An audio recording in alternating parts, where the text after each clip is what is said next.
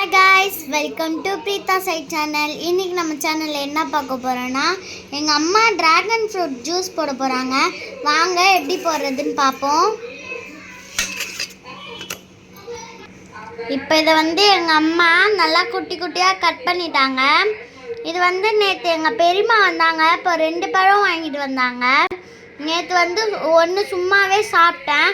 அது இனிப்பே இல்லை. அதனால இப்போ ஜூஸ் போட்டு குடிக்க போறோம். ஃபர்ஸ்ட் பழம் போட்டுக்கலாம்.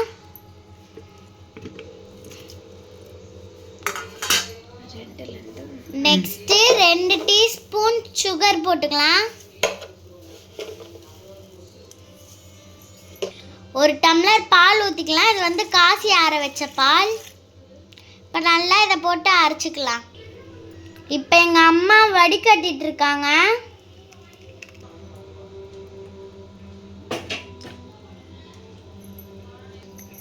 இப்போ ஜூஸ் ரெடி ஆச்சு.